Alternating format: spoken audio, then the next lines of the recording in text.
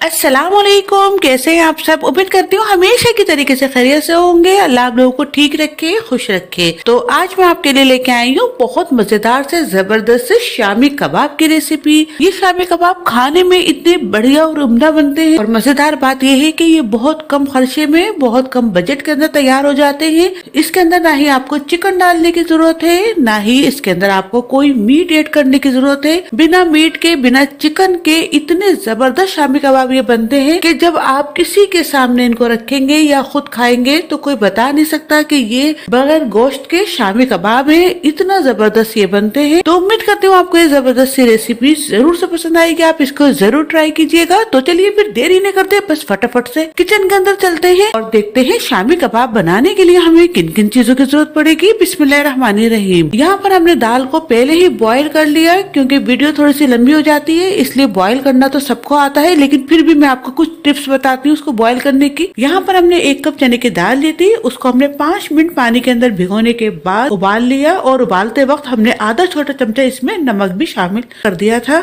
इसको हमने ज्यादा देर पानी के अंदर नहीं भिगोया, बस हमने इसको 5 से 6 मिनट पानी में भिगोकर दाल को बॉईल करने के लिए रख दिया। और पानी भी इसके अंदर हमने कोई क्वांटिटी के हिसाब से नहीं डाला, बस हमने दाल को गलाना था, इसलिए इसमें हमने अपने हिसाब से पानी शामिल कर दिया। और जब ये बॉईल हो गई तो हमने जो पानी था उसको हमने फेंक दिया। जस्ट हमने सिर्फ दाल ही रखी है, और आप ये दाल देख लीजिए कितनी खड़ी खड़ी है। इसको आपने ज्यादा नहीं पकाना, ना ही आपने इसको कच्चा रखना है। बस आपने जैसे ही गल जाए इसको ओवर कुक नहीं करना और फटाफट से उतार लेना है। और उसके बाद सबसे अहम टिप ये है कि जब आपने दाल को पीसना हो तो उसको थोड़ा ठंडा करके पीसिए। अगर आपने गरम गरम के अंदर इसको पीस लिया तो ये ऐसी हो जाएगी पतली पतली सी, यानी कि जो कबाब हमारे बहुत पतले पतले से हो जाते हैं ना, इस तरीके से हो जाएगी। इसलिए इसको आपने खड़ा खड़ा बॉईल करना है, और फिर उसके बाद आपने इसको 10 से 15 मिनट थोड़ा सा ठंडा करके फिर उसके बाद आपने इसको पीसना है। और हमने भी ऐसे ही किया है। अब हम इसको पीस लेते हैं। इसको आप किसी भी चॉपर में या किसी भी तरीके से आप इसको पीस लीजिए। ये आप देख लीजिए दाल हमारी किस तरीके से भुरभुरी सी है,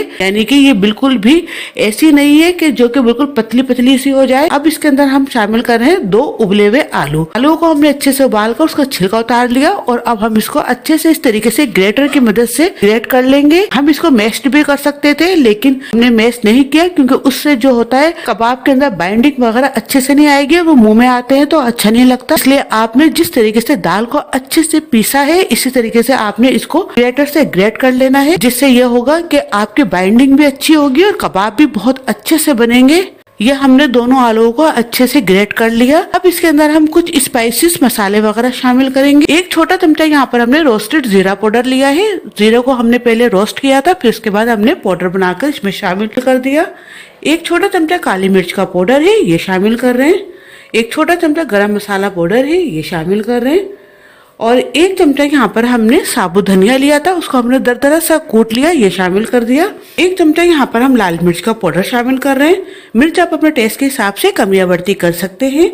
आधा छोटा चमचा यहाँ पर हम नमक का शामिल कर रहे हैं, क्योंकि नमक हमने दाल को उबालते वक्त भी शामिल किया था, इसलिए नमक की क्वांटिटी ज्यादा नहीं होनी चाहिए। और अगर थोड़ा कम रहेगा तो हम ऐड कर सकते हैं, और अगर ज्यादा हो गया तो फिर ऐड नहीं कर सकते, इसलिए थोड़ा सा नमक आप कम ही डालिएगा। और 7 से 8 यहाँ पर हमने हरी मिर्चें ली थी, उनको बारीक बारीक छोटा छोटा कट कर लिया, ये शामिल कर देते हैं। 1 छोटा टुकड़ा यहाँ पर हमने अदरक का लिया था, उसको हमने छोटा छोटा कट कर लिया, 1 चमचे के बराबर ये है, ये शामिल कर दिया हमने। 1 दरमियाने साइज की प्याज ली थी, उसको हमने छोटा छोटा कट कर लिया, ये शामिल कर देते हैं। प्याज को आपने थोड़ा कम ही डालना है, क्योंकि बहुत सारे लोगों के मेरे पास ये कमेंट्स आते हैं कि जब भी हम शामी कबाब बनाते हैं तो कबाब हमारे मीठे मीठे से हो जाते हैं। तो वो इसीलिए होते हैं कि जो हमारे शामी कबाब का बैटर है वो थोड़ा कम होता है, और प्याज हम उसमें ज्यादा ऐड कर देते हैं, जिससे कि शामी कबाब मीठे मीठे हो जाते हैं। इसलिए आपने थोड़ा सा प्याज को कम ही रखना है। बाकी और मसाले आप कम या बढ़ती करना चाहे तो कर सकते हैं, इससे यह होगा कि कबाब आपके मीठे मीठे नहीं बनेंगे।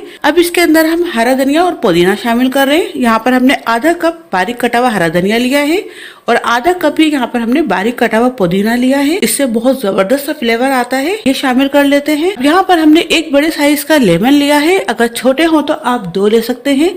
ये हम कट करके पूरा 1 लेमन शामिल कर लेते हैं।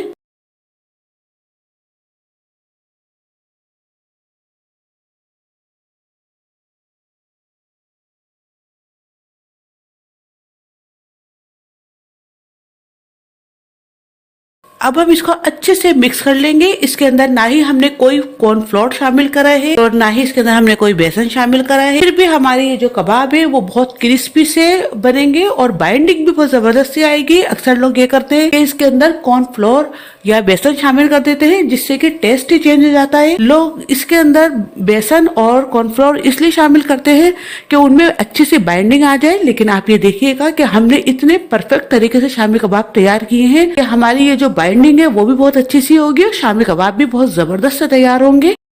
ये आप देख लीजिए बहुत अच्छे से हमारे शामी कबाब मिक्स हो चुके हैं और अब हम शामी कबाब बनाते हैं। पहले हम थोड़ा सा उठाएंगे और इस तरीके से गोल गोल हम इसको घुमाएंगे। आप देख लीजिए कितने जबरदस्त से हमारे ये शामी कबाब की बाइंडिंग हो रही है। इसके अंदर हमने बाइंडिंग लाने के लिए एक्स्ट्रा कुछ भी शामिल नहीं किया।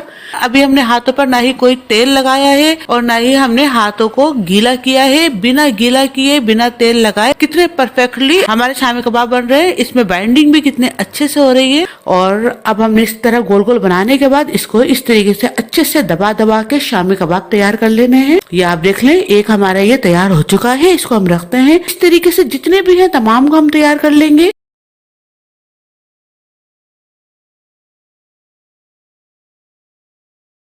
अभी हमारे शामी कबाब बन चुके हैं। अगर आप चाहें तो इसको इस वक्त सेव करके रख सकते हैं किसी भी जिप लॉक शॉपर में या किसी भी डिब्बे के अंदर आप इसको पैक करके रख दीजिए। जब भी आपने शामी कबाब बनाने हो तो आप थोड़ी देर पहले निकालिए, उनको फ्राई कर लीजिए। तो यहाँ पर मैंने आपको सेव करने का तरीका भी बता दिया। अब हमने यहाँ पर एक अंडा लिया है, उसको तोड़ लेते हैं। चुटकी के बराबर यहाँ पर हम नमक शामिल कर रहे हैं और एक चुटकी के बराबर ही यहाँ पर हम लाल मिर्च का पाउडर शामिल कर रहे हैं। अब हम इसको अच्छे से फेंट लेंगे। अंडे को हमने अच्छे से फेंट लिया। अब हम बनाने चलते हैं शामी कबाब। तो यहाँ पर हमने शामी कबाब बनाने के लिए तवा रख दिया है। अब इसके ऊपर डाल रहे हैं हम तेल। तेल अच्छे से गर्म हो चुका है।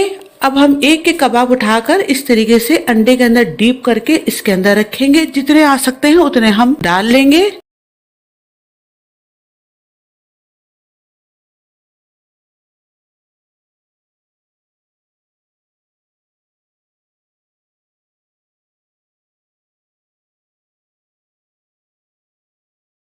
ये तमाम के तमाम शामी कबाब इसके अंदर हमारे आ गए हैं। जितने भी हमने बनाए थे तमाम शामी कबाब को हमने एक साथ ही डाल दिया। आपके पैन के अंदर या तवे के अंदर जितने आ सकते हैं उतने आप डाल लीजिएगा। अब जैसे ही इसका एक साइड हो जाएगा तो इसका हम साइड चेंज कर देते हैं। अब इसका एक साइड हो चुका है, इसका हम साइड चेंज कर लेते हैं। इस तरीके से अलट पलट करके हम तमाम कबाब तैयार कर लेंगे।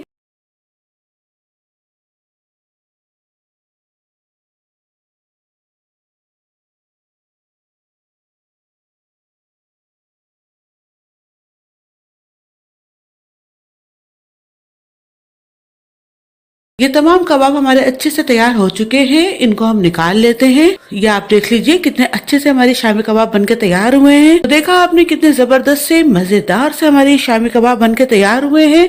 आप भी इनको इसी तरीके से तैयार कीजिए, बनाइए।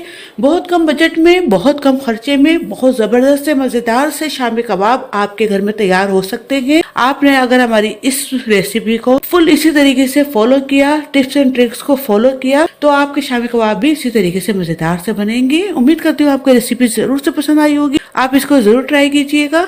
अगर रेसिपी आपको अच्छी लगती है तो प्लीज लाइक, शेयर, सब्सक्राइब करना बिल्कुल भी मत भूलिए। साथ ही बेल बटन है वो भी दबा दीजिए ताकि मेरी तमाम आने वाली वीडियोस आपको फौरी मिल सके।